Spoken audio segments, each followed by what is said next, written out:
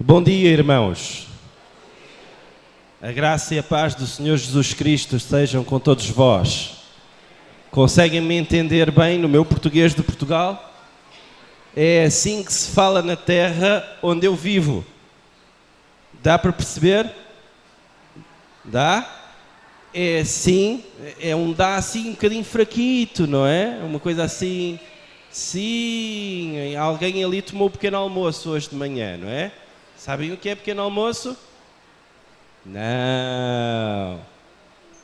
Meus irmãos, é assim que se fala na terra de onde eu venho. Missionário, quando vem de África, né, gosta de falar aquelas línguas que ninguém entende, né? A gente vibra com isso, né? Ou o outro vem da Arábia e fala o árabe, o outro vem de não sei da onde e fala chinês. Eu venho de Portugal e lá, pasmem vocês, fala-se português. O sotaque um pouquinho diferente, mas é o sotaque que nos influenciou e moldou muito do que nós somos como brasileiros. Como o pastor Júlio já disse, eu sou Dinê Lota. Muitas vezes quando se ouve esse nome e se vê essa figura, pensa-se, tem alguma coisa errada. Esse não é o Dinê Lota que eu conheço, porque a maioria conhece meu pai. Eu sou oriundo, eu nasci no Espírito Santo, sou capixaba quando meu pai era pastor em Cachoeiro Itapemirim, mas eu fui criado em Portugal, porque meu pai foi missionário lá junto com minha mãe durante 11 anos, então toda a década de 80 eu morei lá, eis porque esse sotaque português, né? Depois disso meu pai foi pastor aqui pertinho, na Igreja Batista do Fonseca, em Niterói, de onde talvez muitos dos irmãos conheçam, ou então ainda se lembrem de duas mocinhas que cantavam tão bonitinhas, chamadas Leila e Neiva. Quem é que é desse tempo aqui? Tem gente, né? Estou vendo assim, as cabecinhas brancas, levanta a mão, né? Então, eu sou filho da Leila, e a Neiva é minha tia. Então, os mais antigos sabem quem é esse pessoal. Se você não sabe, vai lá na internet e você acaba descobrindo, né? Eu sou casado, eu costumo brincar dizendo que os irmãos têm uma péssima visão da minha família, porque vem a parte mais feia, né? Que sou eu. Mas eu sou casado com a Rose, vai fazer agora 14 anos, se não me falha a minha memória. Nós casamos em 2005, é isso aí. Dia 25 de junho, vai fazer 14 anos. E nós somos pais da Ana Clara e da Larissa. Cadê o PowerPoint, fera? Pode soltar lá, viu? Vou precisar muito de você agora. Então, eu vou apresentar a parte bonita da família. Isso, essa é a minha filha Ana Clara, com 7 anos. E essa é a Larissa, com 1 ano e 2 meses, vai fazer agora sexta-feira, né? São as duas preciosidades que Deus deu para a gente. E eu peço até aos irmãos que orem pela Larissa. Hoje de manhã cedinho eu já falei com a Rose e Larissa está bem doentinha, bastante gripada. Então eu queria que os irmãos orassem por ela, para que o Senhor restaurasse a sua saúde. O coração de pai fica aqui, né, com um oceano de distância entre nós, apertado, por causa dessas duas preciosidades que o Senhor deu para nós. A próxima fotografia, a família toda, né? Então, a parte feia que vocês estão vendo aqui com vocês, vocês podem ver como Deus foi gracioso comigo, né? Me dando uma esposa maravilhosa. É uma mulher que tem feito, Deus tem usado ela para moldar o meu caráter. Eu devo a ela muito do que eu sou e Deus tem abençoado a nossa vida. Nós estamos ali em Portugal desde março de 2015. Fomos para trabalhar na revitalização da congregação Batista de Guimarães, congregação essa da Igreja Batista de Braga, no extremo norte de Portugal. Se eu não me falha a memória, o próximo slide mostra onde nós estamos escondidos. Então você tem um mapa de Portugal, imagina o estado do Rio de Janeiro, o tamanho é aproximadamente o mesmo. Lá de cima, do extremo norte, onde a gente está, até a cidade de Faro, aqui no litoral sul, a gente leva em torno de 7 horas para atravessar Portugal de norte a sul. É um país pequeno, nós temos cerca de 10 milhões de habitantes, Isso é só o que o Grande Rio tem, né? Rio, Baixada, Niterói, São Gonçalo. Somos nós, somos pequenos, somos até certo ponto insignificantes em relação àquilo que a Europa se tornou, mas esse povozinho aí já foi muito grande na época dos descobrimentos, né? Em termos de aquilo que a influência portuguesa alcançou no mundo, é impressionante. Eles descobriram Portugal, a costa da África toda, a Índia, até mesmo a China, e chegaram até o Japão, por ali vai. Então, nós estamos lá em cima, na cidade de Guimarães, um pouco acima do Porto. As duas maiores cidades são Lisboa, Porto, e Braga é a terceira. A nossa igreja em Braga é uma igreja que está crescendo. Igreja grande em Portugal é uma coisa engraçada para nós aqui, né? Porque para nós aqui, igreja grande é 700 membros, 1000 membros. Isso para nós lá é impensável. A maior igreja batista em Portugal tem cerca de 300 membros. A nossa está chegando, já passou dos 100. A nossa é uma igreja que está ficando grande em Portugal.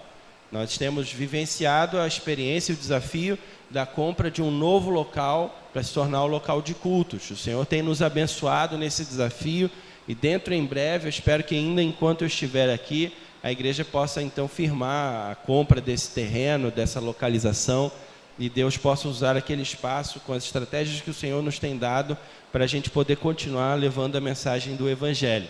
Você pode passar o próximo, queridão? Pronto, eu trouxe algumas fotografias de Guimarães para os irmãos terem ideia. O pastor Júlio já falou, Guimarães é a cidade berço de Portugal, onde tudo começou na Batalha de São Mamede, no dia 24 de junho de 1128. Faz tempo, viu? Muito tempo. Esse é o Castelo de Guimarães, é a principal atração turística, vamos assim, da cidade, né? Pode passar o outro, queridão.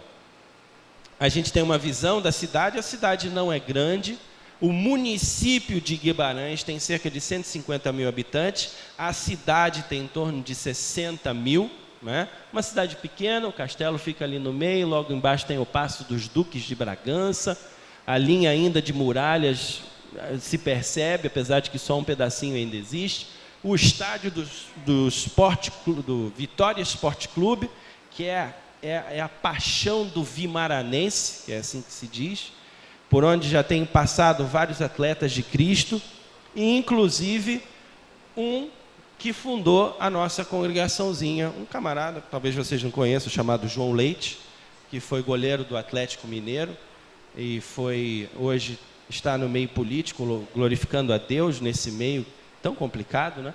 Foi ele que fundou o trabalho batista ali na nossa cidade. Quando ele foi jogar no Vitória de Guimarães, em 1989, começou a evangelizar os seus colegas, os colegas se converteram, começaram a fazer reuniões nas casas, eles começaram a chamar portugueses com quem eles se relacionavam, os portugueses começaram a se converter, e ali então a Igreja Batista de Braga, ao qual o João Leite estava afiliado, começou um trabalho ali. Então nós estamos ali, a igreja existe como congregação formada mesmo desde 1991, e eles nunca tinham tido um pastor local que pudesse morar na cidade e atender a comunidade. Eu fui o primeiro, coitado deles, não é? Tiveram que me aturar lá esses 4 anos. Mas o Senhor Deus tem nos abençoado, nós temos recebido muita imigração brasileira, o que para nós é bom, quando o brasileiro que vai é crente comprometido com Jesus e com a sua igreja. Então, se você tem no seu coração ir para Portugal, vá com o coração missionário. Vá com o coração de levar Cristo para os portugueses. Se você não tiver isso, por favor, não vá. Se quiser ir para passear, pode ir, seja bem-vindo. Mas se você quiser ir para Portugal, que não seja para levar Cristo aos portugueses, não vá. Porque a gente não precisa de crente turista nas igrejas em Portugal. A gente precisa de crente compromissado com Cristo, o seu evangelho e a sua igreja. Graças a Deus, é desse tipo de crente que nós temos recebido. No último ano, irmãos, a nossa congregaçãozinha, dá para colocar mais uma foto? Isso, aí, aqui nasceu Portugal, esse é um local turístico também na cidade, todo mundo quer tirar foto nesse lugar. A próxima. Esse é o dia da nossa posse, esse é o templo, esse é o nosso templo lá, cabe 50 pessoas no máximo, estourando, rasgando pela costura já, né? Tudo em Portugal é pequenininho, a igreja é pequenininha, a nossa igrejinha fica escondida assim, num lugar lá difícil, a gente teve que botar um letreiro bem cheguei assim, para o pessoal ver de longe, ali é a igreja batista, né? Então esse foi o dia da nossa posse, eu e a Rose ali. Pode colocar outra foto, querido? Aí, para vocês terem uma ideia do espaço, né?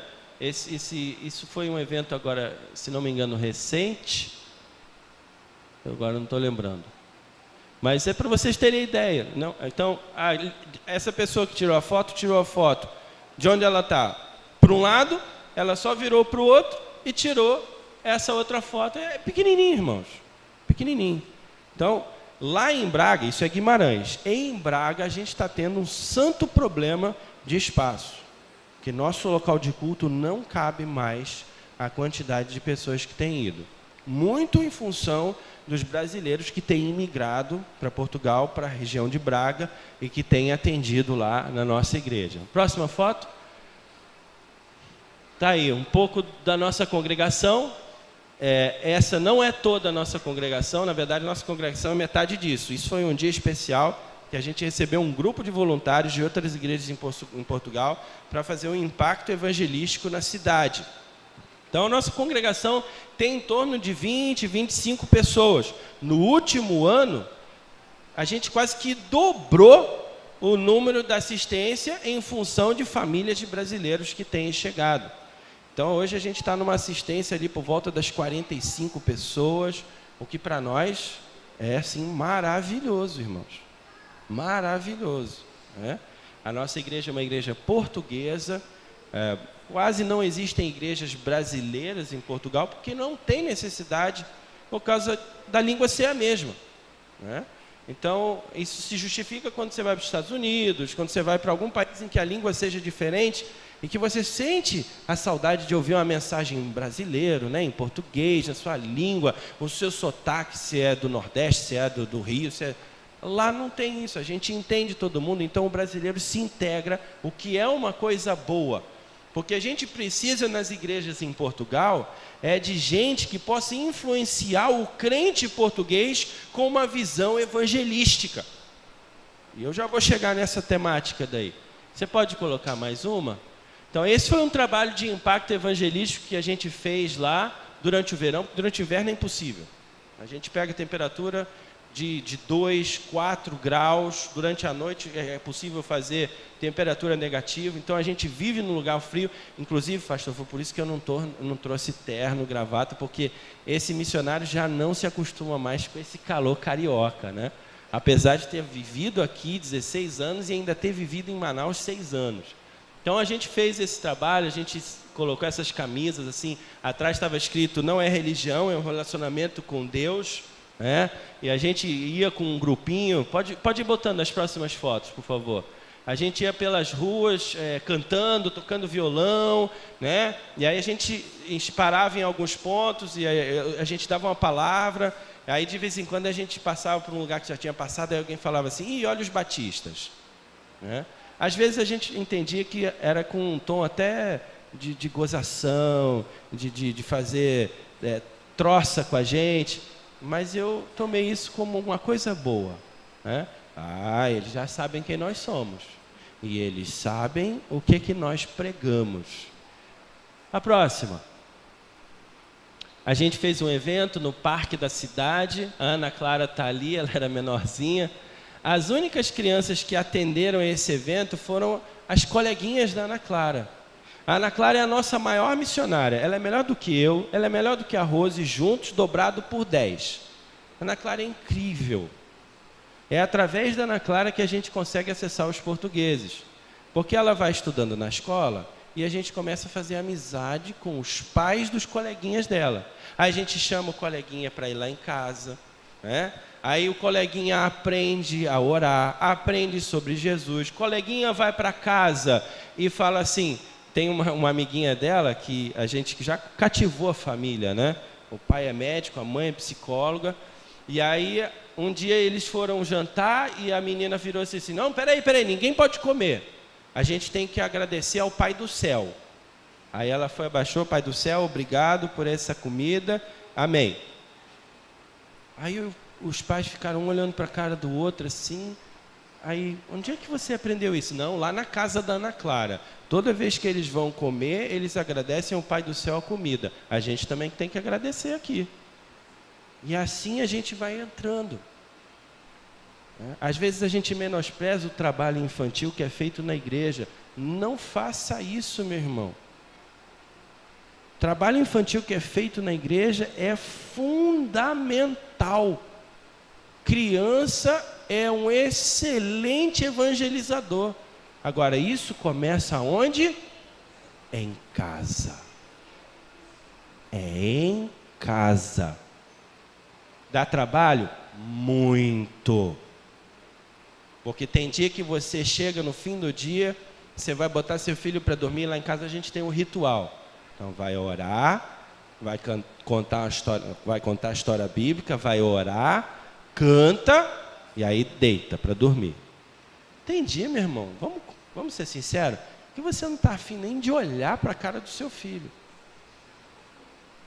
Porque você já chegou em casa, já do trabalho, seu filho, papai, mamãe, pula, pinta, porque ele quer a sua atenção. Mas vale a pena investir, né? Vale a pena você estar ali, insistir nisso, porque você vai vendo frutos. Então, essas crianças que atenderam ali, foram coleguinhas da Ana Clara da escola que a gente convidou. Ela convidou todos eles e vários foram, porque a gente fez isso perto de um parque público.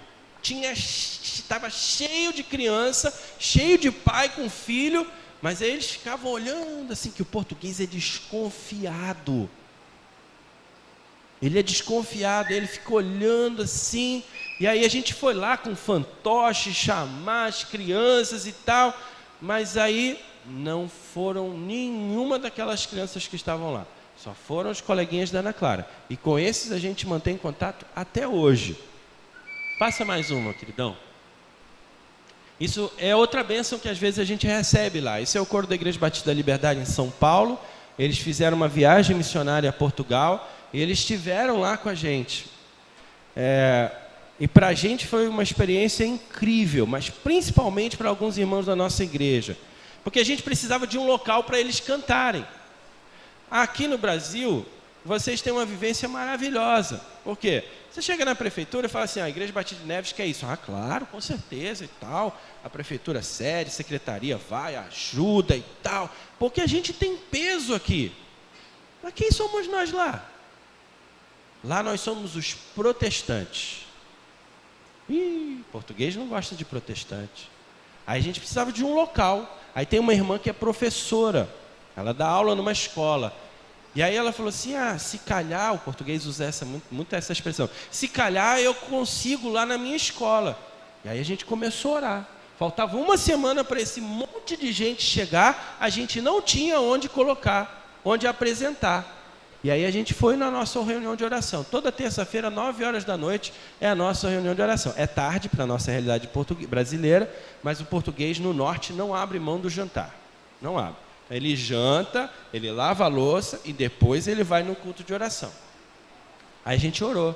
Senhor, a gente precisa de um lugar. O coro vai vir, a gente quer anunciar, a gente quer espalhar cartaz pela cidade, mas a gente não tem.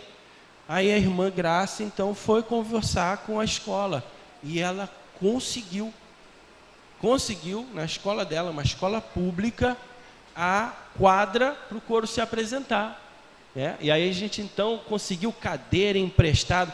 Gente, os irmãos da igreja ficaram assim, com as coisas que Deus fez, porque eles não estão acostumados a vivenciar, eles não têm a ousadia de compartilhar o evangelho.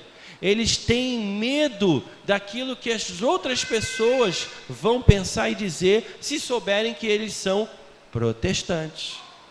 Porque, infelizmente, a gente vai ser taxado de testemunho de Jeová e de outros grupos eclesiásticos que existem em Portugal e que são chatos para o português. Muito chatos. E que o português detesta.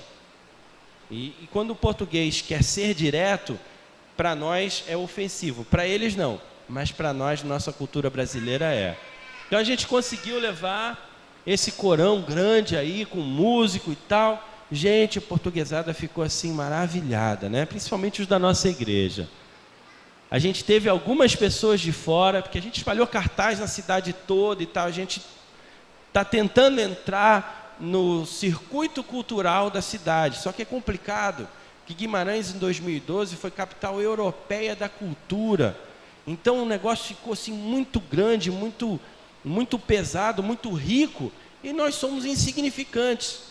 Então só mesmo através da oração, do poder de Deus, é que a gente vai conseguir entrar, até porque quando se fala em termos de igreja, é a igreja católica que vai predominar ali. Então a gente tem que ter uma boa amizade com os padres da cidade para ver se a gente consegue entrar junto com eles, né? Irmãos, a gente tem que aproveitar as portas que se abrem. Próxima. Olha a realidade.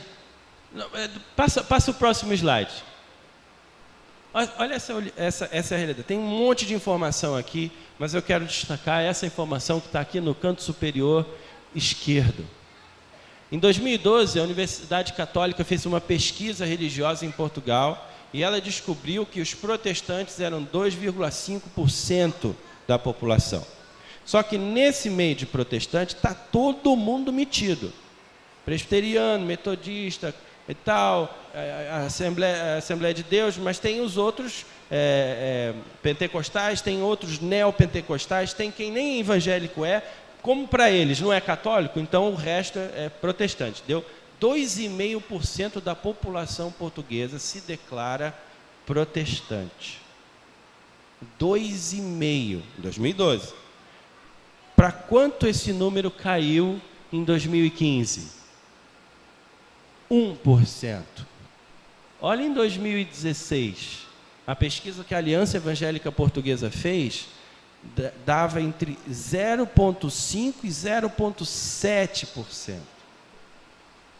0,7% é uma estimativa assim muito legal, muito otimista. 0,5% é mais real. Mais real ainda é aquilo que a gente crê ser 0,4%. Essa é a realidade de Portugal e vou dizer para vocês, essa é a realidade da Europa. Evangelho na Europa é coisa de passado. A Europa precisa ser reevangelizada. Um dos maiores desafios missionários que o Senhor Jesus deixou para nós, ele deixou naquela história em que ele diz que é mais fácil um camelo passar pelo fundo da agulha do que um rico entrar no reino dos céus. A concepção missionária que nós temos aqui no Brasil, ela está errada. Porque na maioria das vezes, quando a gente pensa em missão, a gente pensa em pobreza. E isso está errado. E nós estamos pecando por causa dessa concepção errada de missão.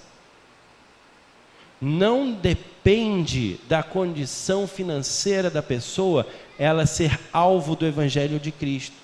Porque um dos maiores alvos missionários que o Senhor Jesus estabeleceu é alcançar os ricos. Sabe por quê? O pobre você chega com café, com leite, com pão, com o mínimo que ele precisa, você já atendeu uma necessidade dele. Quando você coloca o Evangelho, ele aceita. E o rico? Qual é a necessidade que você vai atender? Ele tem tudo. Mas ainda lhe falta o Evangelho. Essa é a realidade espiritual da Europa. Apesar de 70% da população afirmar-se como católica, podemos concluir que Portugal é hoje um país cada vez mais secularizado. Isso significa que o Deus do português é o dinheiro. Dinheiro, status social, é isso que move um português. Subir na carreira, ganhar dinheiro, é dinheiro. Acho que não está muito diferente daqui no Brasil, né? Só que aqui no Brasil a gente ainda tem a Igreja Batista de Neves, a gente tem a Igreja Evangélica Brasileira, mas e em Portugal? O que a gente tem? As estimativas no Brasil dizem que 30% da população, ou seja, 1 em cada 4 brasileiros é crente em Jesus Cristo. E lá? Lá é metade de 1 para cada 10. A gente não consegue nenhum inteiro. Esse é o desafio que a gente tem lá, irmãos. É uma cultura opressiva, você sente opressão espiritual quando você está lá. Se isso não mexe com o seu coração, eu convido você a rever os seus conceitos em relação a Cristo, a sua missão e a sua vida na sua vida. Porque não é só lá em Portugal, aqui também. Nas nossas redondezas, onde nós vivemos, isso tem que mexer com a gente. Você pode colocar o próximo slide? Eu coloquei algumas características do povo português, né? O povo português é pessimista. A gente tem o costume, como pastor, de atender as pessoas no fim do culto na porta da igreja. Meu irmão, tudo bem? Não, pastor, está na graça, está na paz, está na bênção, está na luta, mas o Senhor vai dar vitória. Né? Aliás, a gente começou esse culto dizendo isso. Vencerei, vencerás, venceremos. Por quê? Por causa de Cristo. Você chega na porta lá na igreja, ei, meu irmão, como é que vai? Ah, vai se andando. Ah, vai se indo. É, pastor. Tem vezes, irmãos, que eu já tive vontade, já falei isso para a minha congregação lá, mas eu tive vontade em alguns cultos, a opressão era tão grande, dentro do ambiente da igreja, junto com os irmãos, que a vontade que eu tinha era de sair porta fora e ir embora para minha casa.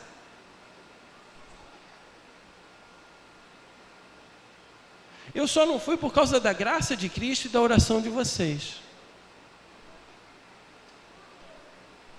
Você acha que a sua oração não faz efeito? Eis aqui alguém que pode comprovar que faz.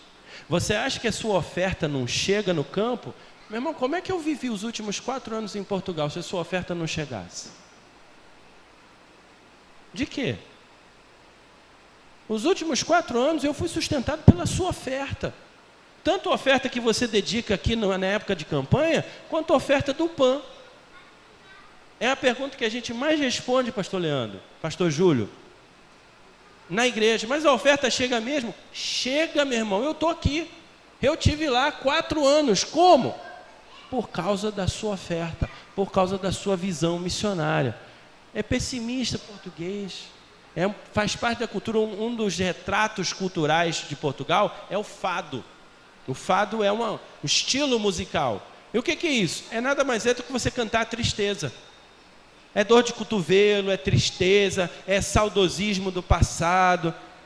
O pessoal, alguns fadistas, para se inspirarem antes de cantar, se lembram de coisas ruins do seu passado para poder...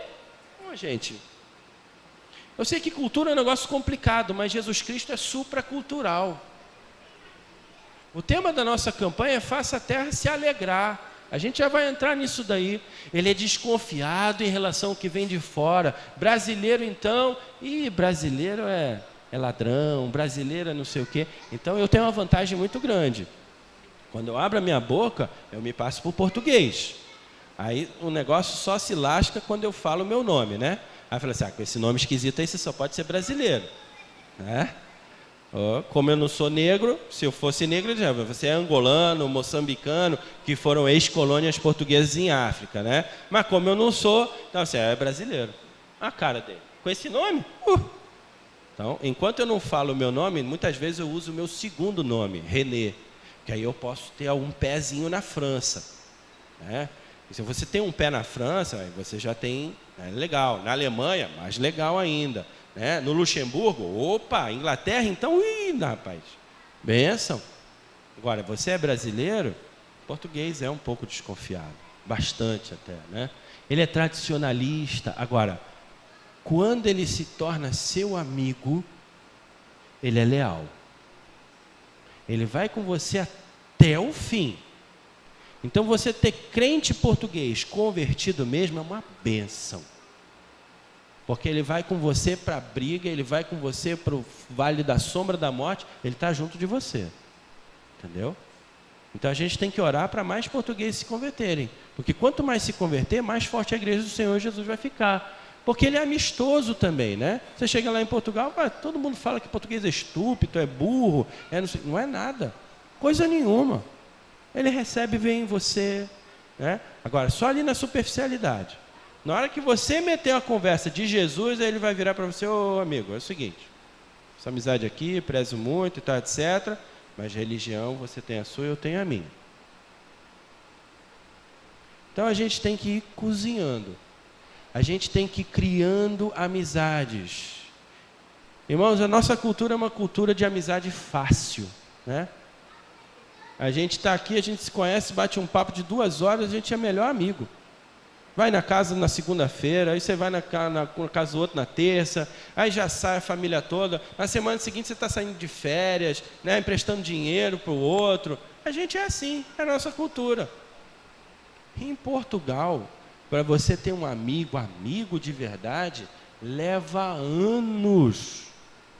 Porque as pessoas têm medo de se abrir e têm medo do que o outro vai pensar de você. Pode passar, queridão. Que os céus se alegrem e a terra exulte, e diga-se entre as nações: o Senhor reina. Esse é o tema da campanha. Esse texto está lá em 1 Crônicas 16:31. Se você procurar ele no livro de Salmos, você também vai achar, porque ele se tornou salmo. Provavelmente Davi, inspirado pelo Senhor, escreveu essa poesia. É um contexto de alegria pela presença de Deus. Se você ler o capítulo todo de 16 de 1 Crônicas, se você ler o 15 e os anteriores, você vai perceber o porquê da alegria daquele povo. A arca da aliança do Senhor estava voltando para o povo de Israel. A arca havia sido perdida em batalha por Saul, havia sido levada para os filisteus, colocada lá no templo do deus Dagon. Aí o que o Senhor fez? Pegou a estátua de Dagon e quebrou ela na beira da arca da aliança. Aí os filisteus, que eram muito supersticiosos, não, isso aqui está amaldiçoado, a gente fez um negócio ruim, o Deus dos judeus não, vamos tirar isso daqui. Aí eles levam para qualquer lugar fora do território deles, e a arca fica lá, esquecida. O local, a família onde a arca fica lá sentada é abençoada, a palavra vai dizer isso. E o que era essa arca? Êxodo 25, 22 vai dizer que Deus diz o seguinte: ali sobre a tampa, no meio dos 2 querubins que se encontram sobre a arca da aliança, eu me encontrarei com você. Deus está falando com Moisés, e lhe darei todos os meus mandamentos destinados aos israelitas. A arca da aliança simbolizava a presença de Deus no meio do povo de Israel. Era o principal lugar de encontro com Deus. Não é à toa que quando os anjos anunciam a vinda de Jesus, anunciam o nome de Jesus, ou um dos nomes, como Emanuel, Deus conosco.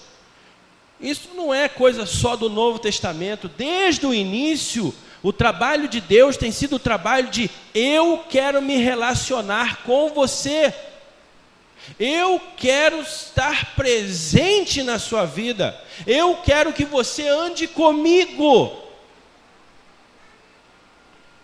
Desde o momento que Deus cria o homem, cria com essa finalidade. O homem rejeitou isso. Quando você lê lá o início do Gênesis, você vai ver isso, né?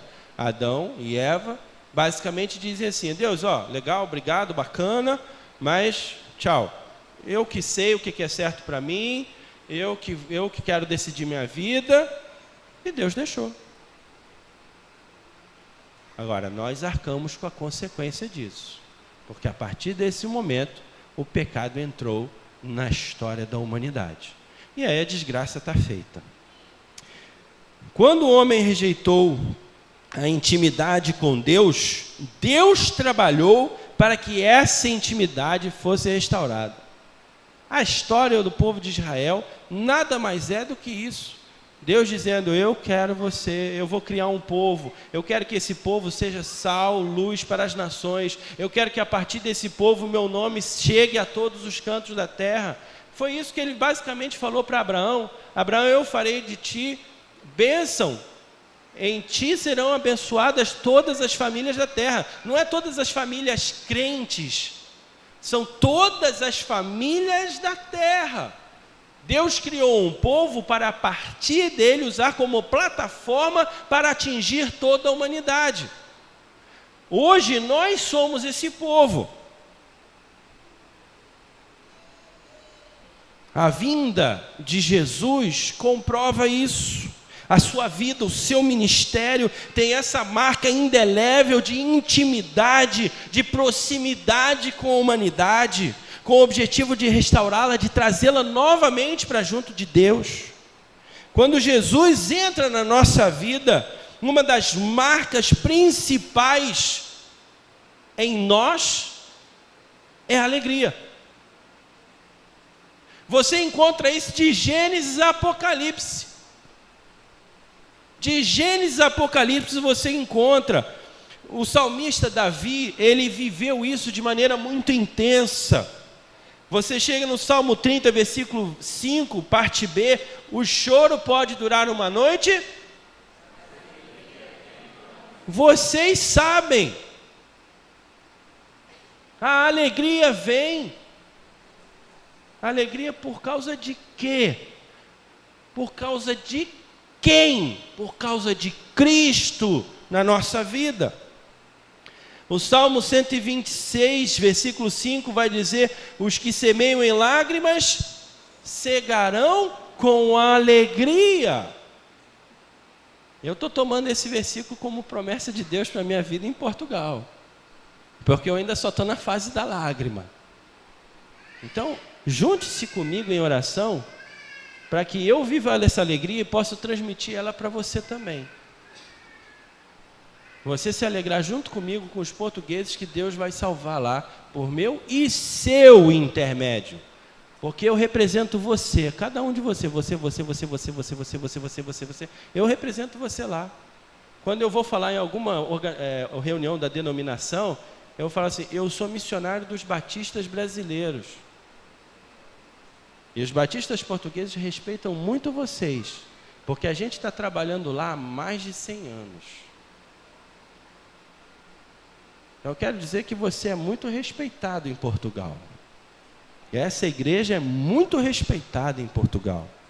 Atos 20, 24, que é o lema dos radicais: mas em nada tenho a minha vida por preciosa, contanto que cumpra com alegria a carreira e o ministério que recebi do Senhor Jesus para dar testemunho do Evangelho da graça de Deus. A alegria está como um pilar da vida cristã de qualquer um que confesse Jesus Cristo como Senhor e Salvador. Quando a gente contribui para a obra missionária, deve ser com o quê? Mas tem alguns irmãos que, pela graça do Senhor Jesus, né, vem trazendo a oferta, parece que a oferta vai sendo arrastada assim, né? Aí o irmão vai arrastado junto, né? É um peso, é uma tristeza, né? O hino está sendo cantado, fala de alegria, fala de gozo, o irmão vem assim. Imagina um não crente vendo essa cena: essa alegria eu não quero não. Eu vou dizer para você, eu também não quero não. Cada um contribua segundo o propósito no seu coração, não com tristeza ou por necessidade, porque Deus ama a quem dá com alegria. Isso me faz lembrar a história do irmão Luiz. Eu fui pastor adjunto na primeira igreja batista de Manaus por 6 anos. O irmão Luiz foi um dos caseiros do nosso sítio lá. Foi um homem que antes de conhecer Jesus, andava bêbado nos piores lugares do centro de Manaus. É triste, triste. Você vê um homem literalmente jogado na sarjeta. Até que alguém chegou e falou de Jesus para ele. E ele se converteu pelo poder regenerador do Espírito Santo de Deus. E aí muitas vezes o pastor Norton, que era o nosso pastor principal, ele não gostava disso, mas o tesoureiro da igreja disse: pastor, o senhor vai toda segunda-feira pescar lá no sítio da igreja, né? Leva o salário do irmão Luiz. Aí o pastor Norton ficava meio sem jeito, mas levava. Chegava lá: irmão Luiz, está aqui, o tesoureiro mandou entregar. Espera aí, pastor. Espera aí. Aí ele abria o envelope, contava, o pastor ficava assim, sem jeito, sem graça, né? Pastor, está aqui meu dízimo, leve de volta, porque eu tenho alegria em participar de algo grande.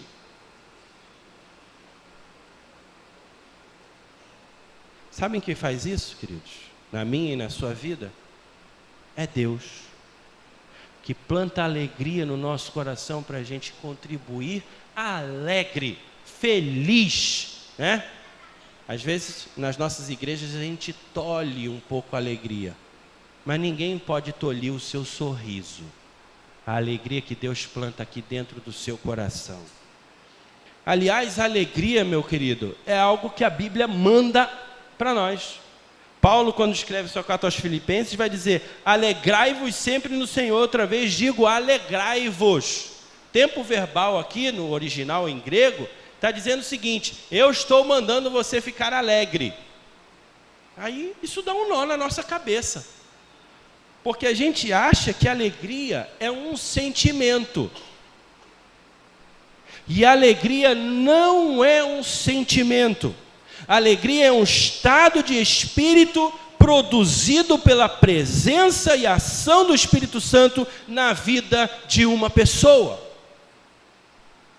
Não confunda alegria com outras coisas em relação a sentimento, porque alegria você pode sentir até mesmo quando você está passando pelo vale da sombra da morte.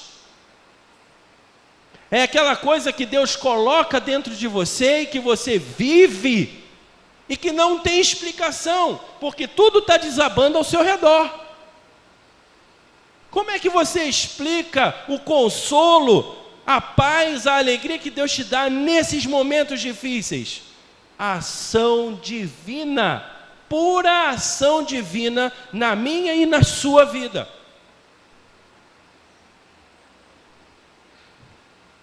É tão importante que a gente tem isso como fruto do Espírito. Lá em Gálatas 5:22, mas o fruto do Espírito é amor. Qual é o segundo? Alegria. O amor vem primeiro, mas logo ali colado vem a alegria. Como é que a gente pode fazer a terra se alegrar? O versículo tema vai dizer. Você pode achar aí de novo, queridão? O texto que tem aí, do divisa tema, tem um slide aí. Não, esse é o tema da campanha, o versículo. Se não me engano, acho que era o slide seguinte, daquele último que estava.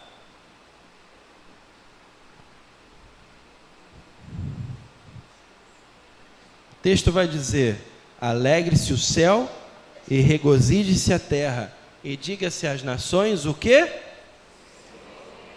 Aí está o segredo. Como é que eu vou fazer a terra se alegrar? Você pode se perguntar: poxa, mas eu sou uma pessoa só. O que eu vou fazer? Nós precisamos dizer: o Senhor reina. Ele é central nas nossas vidas. É Ele o centro. É dele que emanam todas as nossas decisões. Era isso que representava também para Davi e para o povo de Israel o trazer da arca para Jerusalém. Porque Davi estava ensinando para o povo o seguinte: a arca, ou seja, a comunhão com Deus, a presença de Deus, não é uma coisa para estar na periferia. É algo para ser o centro da nossa existência. Deus quer o centro da sua vida. Deus quer ser o primeiro dentro de nós. Quando você olha para a Bíblia, os grandes personagens que muitas vezes eu e você admiramos, eles são essas pessoas que nós admiramos porque eles tornaram Deus o centro da sua vida. Deus era central para Israel. E dele emanavam todas as decisões, todos os princípios que regiam a vida daquele povo, todos os ensinamentos. Precisa ser assim na nossa vida, meu querido. O Senhor reina, o Senhor é o centro da nossa vida. É dele que emana o que nós precisamos. O reinado de Deus, ele se dá de diversas maneiras. Na criação, como criador, como sustentador. Na vitória completa, cabal de Jesus na cruz e na sua ressurreição. Na sua segunda vinda, quando ele voltar vitorioso para nos levar, a mim, a você e tantos outros que creram no nome do Senhor Jesus para a eternidade. Mas eu quero destacar um aspecto do senhorio, do reinado de Deus. É o reinado dele na minha e na sua vida, cristãos individuais e sobre a sua igreja. Que evidências do reinado de Deus nós temos dado na nossa vida? Como é que você evidencia que Deus é o Senhor? Que a gente chega aqui na igreja, levanta a mão, vira até o olhinho, né? Canta, o Senhor é rei, o Senhor reina e tal. Algumas igrejas mais assim, alegrezinhas, né? Até pula. Mas e lá fora? Lá onde você vive, lá onde você trabalha, lá onde você estuda. Como é que é? Quais são as evidências lá de que Deus é Senhor da sua vida? Ah, pastor, eu ando com a camiseta assim, Jesus é o rei da minha vida. Meu amigo, andar com Jesus no peito é fácil. O negócio é ter peito para andar com Jesus. Quais são as evidências? Gálatas 5, 22 e 23 poderia ser uma resposta, né? Alegria, paz, amor, paciência e o restante do fruto do Espírito na nossa vida, bem como vários outros textos. Meu irmão, Evangelho não é uma informação que você adquire e que você, agora eu já sei o que é Evangelho, porque eu já ouvi, eu já li, eu estudei. Não. Evangelho é algo para ser vivido. E só a partir dessa vivência que você vai saber o que é Evangelho. Porque você vai experimentar o poder transformador de Jesus. Vai mudar seu caráter, sua maneira de pensar, sua maneira de olhar os outros ao seu redor, sua maneira de se relacionar com o próprio Deus, a sua maneira de você se relacionar com o seu dinheiro. Vai mudar tudo, todas as bases em que você trabalhou a sua vida, Cristo vai mudar. Ele não vai deixar umazinha sequer. Esse é o nosso problema nos dias de hoje, porque a gente quer escolher os pilares de Deus para a nossa vida. Então assim, a bênção é pilar para a minha vida, né? E na igreja legal. Pastor Júlio prega bem, pastor Leandro, pastor Flávio, acertei. Tem uma música bacana, batera que arrebenta, baixista também. Show. Isso eu quero.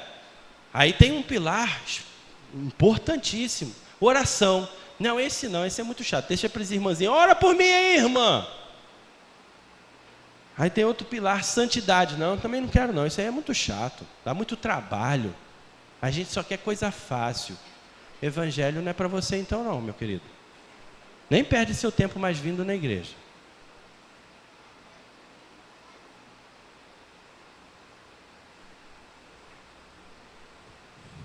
Deus quer mudar tudo em nós.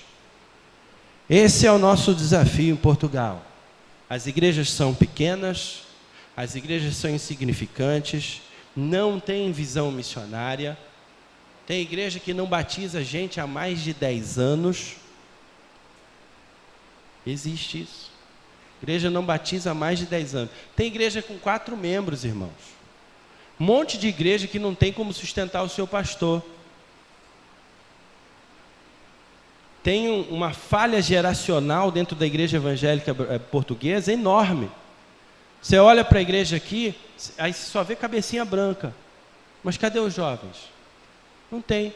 Aqui tem idoso, aqui tem jovem, aqui tem criança. Essa é uma igreja sadia. É uma igreja que se regenera, que revive. Lá não. Lá na minha congregação, os filhos dos crentes, quase todos não estão mais na igreja. Tem lá uns 2 ou 3 milagres entre nós que nos ajudam no louvor, inclusive. O resto, uma vez encontrei com uma, né, que já foi se desculpando. Não, pastor, eu não vou, tal, meu marido é contra a igreja, ele odeia os crentes e tal, mas os princípios e valores ficaram todos. Aí eu fiquei pensando assim, que princípios e que valores? Fiquei pensando assim, caramba, que princípios e valores foram esses que ficaram? Porque o negócio está feio, então.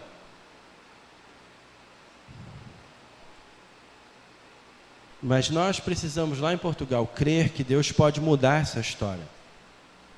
A partir do momento que Ele se tornar, no coração do crente português, o Senhor. Essa é a minha maior oração para vocês. A gente trabalhou, eu fui o pastor dessa congregação, pastor principal, até agora, fevereiro. Eu entreguei essa congregação para um obreiro nacional. Eu agora sou pastor auxiliar dele. Na nossa igreja em Braga, nós mudamos a visão de trabalho, nós não somos mais igreja-mãe e congregação. Agora nós somos uma igreja em 2 lugares. Nós estamos montando um colegiado de pastores, estamos chamando outros para trabalhar com a gente, jovens, influenciando eles, treinando uma nova geração. Nós queremos ver Deus agindo no nosso meio ali. E já estamos vendo. Que Deus já está começando a nos abençoar. Mas o nosso desafio como missionário seu e desta igreja é trabalhar com as igrejas no norte de Portugal. É compartilhar com elas o nosso DNA missionário. Chamar o pastor, vamos tomar um café? Lá em Portugal todo mundo adora tomar um café. Às vezes numa praça, em cada canto tem um café. Você pensa assim, como é que esse povo sobrevive? Porque ou vai naquele ou vai naquele. Não, mas tem gente que só vai naquele café. Então aquele camarada consegue sobreviver. Vamos tomar um café, pastor. Aí você vai com o pastor, senta com o pastor, e aí, pastor, como é que está? Aí você desenrola com o pastor. Aí você cria uma amizade com o pastor. Sabe quanto tempo isso leva? Leva tempo. A coisa mais frustrante para um missionário na Europa é fazer relatório para a junta. Para um missionário na África deve ser uma alegria, né? Quantas conversões? 30. Em janeiro, em fevereiro, 40. Em março, 70. Porque é mais mês de campanha de missões mundiais, a igreja aqui ora mais, aí o Senhor abençoa mais lá, né? A gente lá em Portugal e na Europa, é uma tristeza. Vamos fazer relatório. Conversão, 0. Porque a realidade é dura. Não vou mentir para você. Para quê? Eu tenho que apresentar a realidade para você. Para você conhecer, para você orar. A Europa precisa de Cristo. Portugal precisa conhecer a alegria de viver. Então, ore por nós. Aquilo que já tem acontecido aqui no Brasil, nós queremos que aconteça lá também. Eu fui pastor de igreja local aqui, eu vi as coisas acontecendo, eu ouço dos meus colegas aqui, eu fico assim, puxa Deus, por que não acontece lá também? Ore por nós. Eu quero convidar você a participar disso diretamente. Você pode orar, você pode colocar a nossa vida, a minha, da Rose. Ah, pastor, não quero orar por você não, você é muito feio. Então ora pelas minhas filhas. Ora pela Ana Clara, ora pela Larissa, ora pela Rose. Por tabela você está orando por mim. Porque a Bíblia diz que eu e a Rose somos um. Então, se você só quiser orar por ela, por tabela vai orar por mim. ore por nós. Ore por esse trabalho que a gente vai começar a desenvolver junto às igrejas no norte de Portugal. Ore pelos contatos que a gente vai fazer e já está fazendo com pastores portugueses.